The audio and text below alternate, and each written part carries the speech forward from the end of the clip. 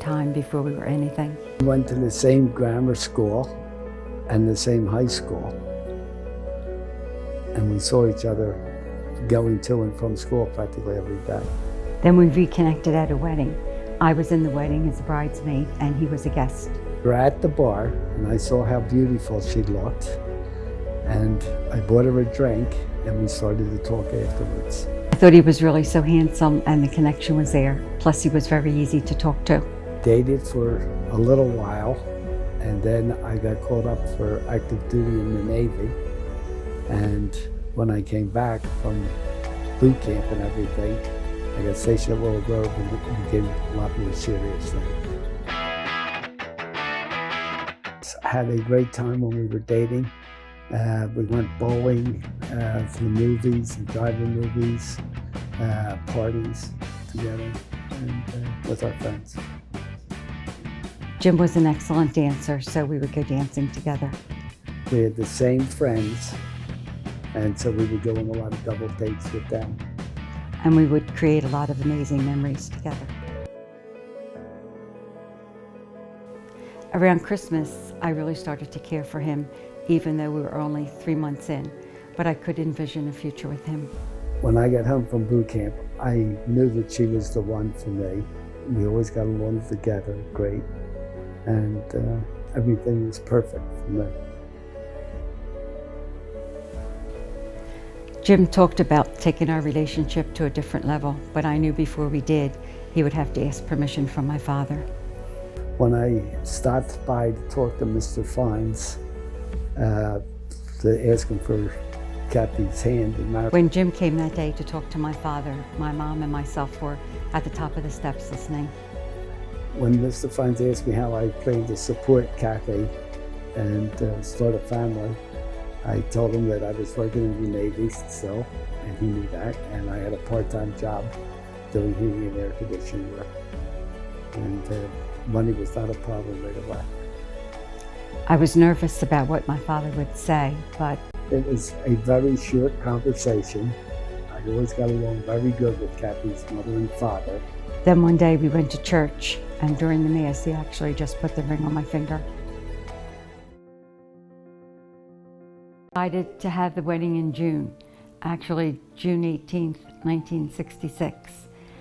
And we had plenty of time to plan, 13 months. My dad actually loved doing it. He got big poster boards, and on the poster boards, he wrote when everyone was to have a haircut, when the fittings for the dresses were, and everything was perfect right down to the end. On my side of the family, I was still in the Navy and working a side job, and I talked to my mother, and Kathy's father had told me that we could have as many people on our side of the family go as she wanted. I told my mother that. And she coordinated with Mr. Fines, everybody who she was all inviting, why she was inviting them and everything like that. So I always lived at home until the day I got married. And we had a 2-bedroom, 1-bath apartment. It was a duplex, and it was very cute. It was on the 2nd floor, and we had an enjoyable 2 years there, really. And then I became pregnant with Jimmy, our oldest son, Jimmy. So this June we'll be married 55 years. And I guess the biggest struggle we had in all those years was the birth of our children. Our son Jimmy was born 16 days late, and the doctors thought that he was hydrocephalic. So we took him down to St. Chris's Hospital, back and forth, for tests and x-rays and scans. And when he was 3 months old, the doctor told us he was perfect. So there was no problem. And then we suffered 2 miscarriages the following year. 4 years after Jimmy was born, I became pregnant with our daughter Mary Kay, who is Katie's mom. Unfortunately, I had taken Jimmy to the doctors, and someone in there had German measles, and I contacted the measles. I was about 8 weeks pregnant, 8 to 10 weeks pregnant. So Mary Kay was born at 7 months, being 2 months premature. She weighed 4 pounds, 16 ounces. And she was, without a doubt, the prettiest baby I've ever seen. We took her back and forth to St. Christopher's again for just tests to make sure everything was okay. And she was fine. She was perfect. And then a year and a half later, we had our son John. And he was very sick when he was born. He was 6 weeks early. And he had what was called a Pierre-Robin syndrome. It's an opening in the soft palate in your throat and a depressed chin. But after 9 surgeries and 6 years of him wearing braces, he was then perfect also. One of the things that I just would always remember stuck in my mind was when Kathy was pregnant and had the German measles. The baby doctor we were going to said that she should have an abortion right away. And that's against our religion, and we did not do that, and Kathy would never go back to see him again. And that was, we had to get a new doctor. And, but all 3 children did turn out perfect.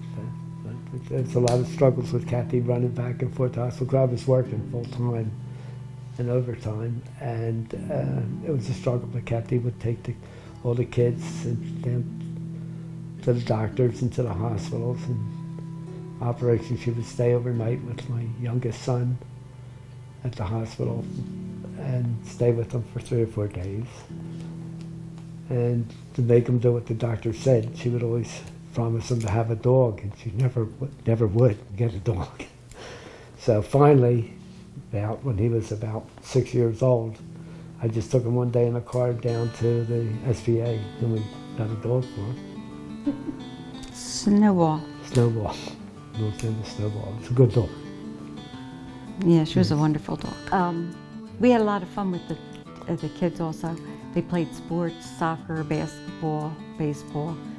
And Jim coached the boys every single year for years. And he coached Mary Kay also. And softball and basketball. Even though she didn't like it. And she didn't like sports at all. She didn't like sports at all, but she gave it her all.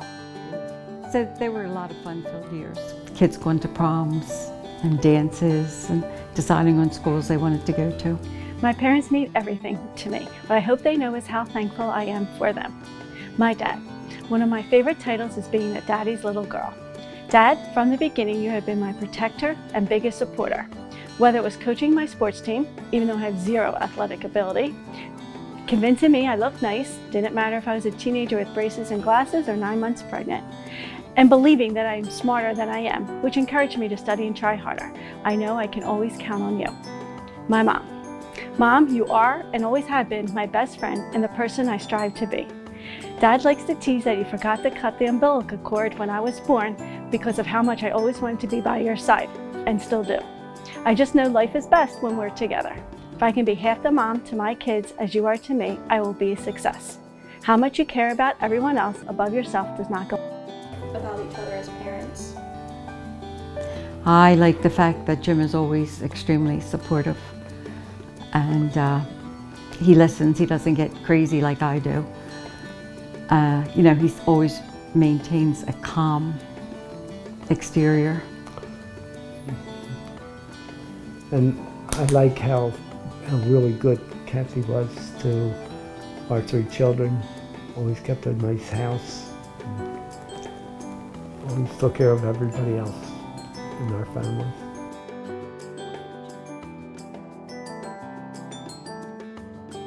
So we're extremely close with our children, and when we found out that Mary Kay was expecting, we were ecstatic.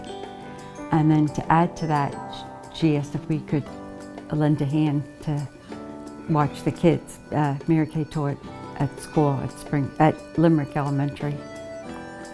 So Kathy would go up on Sunday nights to my daughter's house and come back on Friday nights and take the 2 grandchildren that my daughter had to schools, and nursery schools first, and then schools, and do all the cooking and cleaning and just take care of everybody up there. And they come home and she would always leave me dinners during the week, so I would just take them out of the refrigerator and cook them.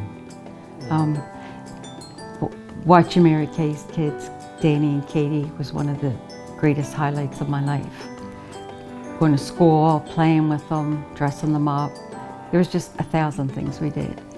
And it was just really a wonderful 20 years. Being a working mom is hard, but I knew my kids were in the best hands with my mom, so that made life so much easier. She kept me included throughout the day by sending me emails and texts of all the fun things they were up to that day. When I got home, I could smell dinner as the kids would happily be sharing all the adventures they had that day with my mom. I would feel spoiled and so grateful for all that she did for my family. And what's your relationship with the grandkids like? Oh, I think it's tremendous. I think it's absolute choice for a walk. The favorite thing about the I do enjoy watching going to play sports.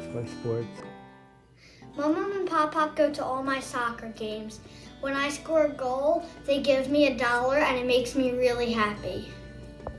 I enjoyed Danny playing the saxophone, and he was very talented at music. He picked it up very easily. Of me, whenever I have a band performance or an academic achievement, they're always in the crowd, ready to support me. And he played the piano the first day, and Katie was always very supportive, always pretty, always came up to me all the time, would hug me, kiss me. I really liked that. What's your favorite thing about being a grandma? I guess just actually interacting with the kids. They're all different, 6 of them, and they're all just a little bit different. But it's nice to go out, to go shopping with them, go to movies. Mom and I always go shopping and we go to Boscov's. And we always watch movies and bake blueberry pie. We've been to Florida with them, Canada. I forget where else, but Took a boat trip to Bermuda with them. Yeah, oh yeah, when John was married, we all went to Punta Cana. So there's always something going on. Bermuda. Mm-hmm. And then when we were married 50 years, we took all the kids to And grandkids. to Bermuda. Right. Life is simply better with my grandparents. Whether it's at their house, at school events they always make sure they're front row at, or on vacations, I know it's going to be the best time. They somehow manage to make me feel like a princess, but also their best friend at the same time. I believe one of the secrets to a successful, happy marriage is to be able to talk to each other and discuss things and come to an agreeable solution. In my case, Jim is very easy. He really is. For instance, we just had the bedroom painted for the second time in about 3 months. And he just laughs, you know. So living with Jim is very easy. And I believe that we get along so good together is because we came from the same backgrounds, same values. We always looked for the same things. We always thought helping our grandchildren and children before we did help ourselves.